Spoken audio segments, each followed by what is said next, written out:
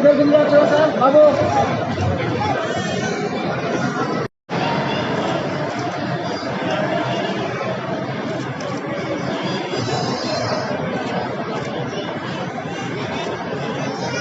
भाई थोड़ा पीछे आ जाओ। शारदीय नवरात्रि की आज 9वीं तिथि है। आदिकाल से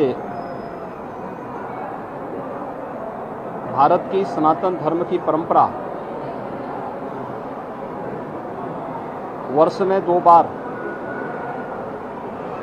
वासंतिक नवरात्रि और शारदीय नवरात्रि के आयोजन को शक्ति की अधिष्ठात्री देवी के पूजन और अनुष्ठान के रूप में आयोजित करती आ रही है। हजारों वर्षों की इस विरासत पर हर भारतीय को गौरव की अनुभूति होती है। वर्ष में 2 बार यह अवसर आता है जब हम अपने समाज को उस सभ्यता, उन संस्कारों और उस संस्कृति के साथ उसका एहसास कराते हैं कि मातृशक्ति का हमारी परंपरा में क्या महत्व है। और आज हम सबका सौभाग्य है कि शारदीय नवरात्रि की 9वीं की तिथि देवी स्वरूपा कुमारी कन्याओं के पूजन का पावन अवसर है। ये मेरा सौभाग्य है कि गोरक्षपीठ की इस परंपरा में कुमारी कन्याओं के पूजन का ये सौभाग्य आज पुनः मुझे प्राप्त हुआ है। सैकड़ों की संख्या में देवी स्वरूपा बालिकाएं यहाँ पर उपस्थित हुई हैं। अभी उनके पूजन का कार्यक्रम यहाँ पर संपन्न हुआ है। उन लोगों के लिए 9 दिनों में यहाँ पर शारदीय नवरात्रि का जो विशेष अनुष्ठान चलता है, उस अनुष्ठान के कार्यक्रम के उपरांत आदिशक्ति माँ भगवती दुर्गा के भोग प्रसाद के लिए जो प्रसाद बना हुआ है वह उन्हें इस समय वितरण करवा करके उन सभी देवी स्वरूपा बालिकाओं को वह प्रसाद खिलाया जा रहा है। भारत की सनातन धर्म की परंपरा के अंदर मातृशक्ति के प्रति हर भारतीय के भाव को प्रदर्शित करने का ये सबसे सशक्त माध्यम भी है। और मुझे लगता है कि हमें अपने पर्व और त्योहारों के इस महत्व को, कि मातृशक्ति किसी भी क्षेत्र में कम नहीं है, कमजोर नहीं है, उनके प्रति यह भाव, यह पवित्रता का भाव हर एक मन में आना चाहिए। अगर हम देवी के स्वरूप को, जैसे हम सामान्य रूप से पूजा अर्चना तक रखते हैं, व्यवहारिक रूप में भी लेने लग जाएंगे तो मातृशक्ति के साथ, बहन बेटियों की सुरक्षा के साथ यदा कदा जो घटनाएं देखने को मिलती हैं उनको नियंत्रित करने में सफलता प्राप्त होगी। हमें इन संस्कारों के साथ और इस परंपरा के साथ जुड़ना होगा। दूसरा, शक्ति की अधिष्ठात्री देवी की पूजा का महत्व इस बात को प्रदर्शित करता है कि वो आदि शक्ति है। इस चराचर जगत की हर एक शक्ति का आधार है। तो स्वाभाविक रूप से बालिकाओं के प्रति, महिला या बेटियों के प्रति प्रत्येक नागरिक को अपना दृष्टिकोण बदलना होगा। वे सबला हैं, हर एक क्षेत्र में नेतृत्व दे सकती हैं, समाज को योग्य मार्गदर्शन कर सकती है इसलिए बालिकाओं की सुरक्षा के साथ साथ उनकी शिक्षा, उनके स्वास्थ्य और उनके स्वावलंबन के लिए, उनके सम्मान के लिए अभियान को आगे बढ़ाना होगा। हमें इस बात पर प्रसन्नता की अनुभूति है कि सरकारें इसके बारे में काफ़ी चैतन्य हैं।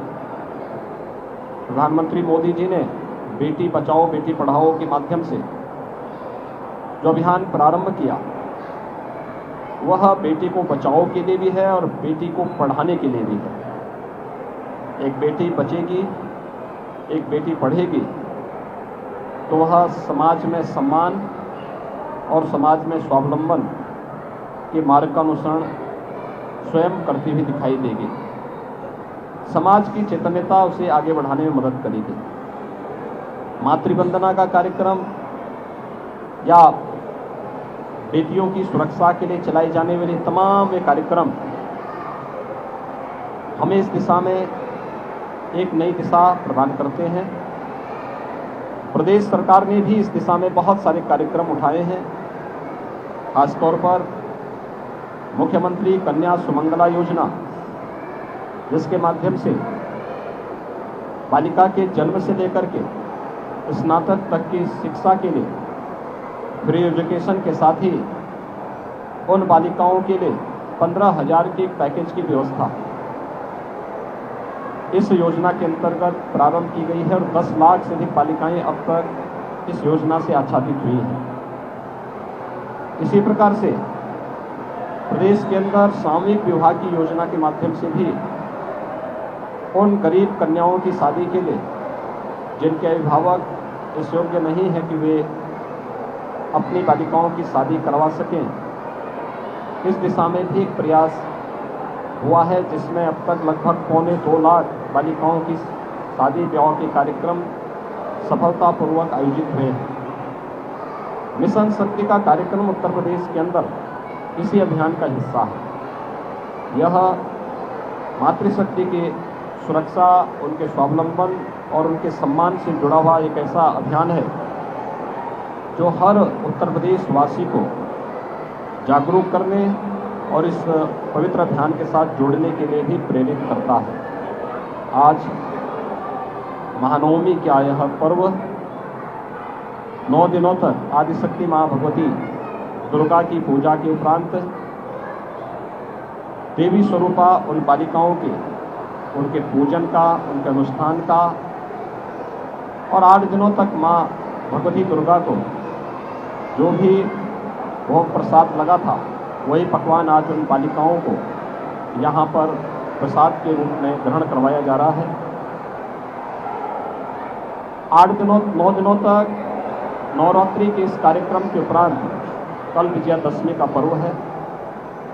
सत्य, न्याय और धर्म के पथ का अनुसरण करते हुए बड़ी से बड़ी ताकतों को कैसे परास्त किया जा सकता है, विजयादशमी का यह पर्व हम सबको सत्य के मार्ग का अनुसरण करने, धर्म के पथ पर सदैव निरंतर आगे बढ़ने की प्रेरणा प्रदान कर रहा है।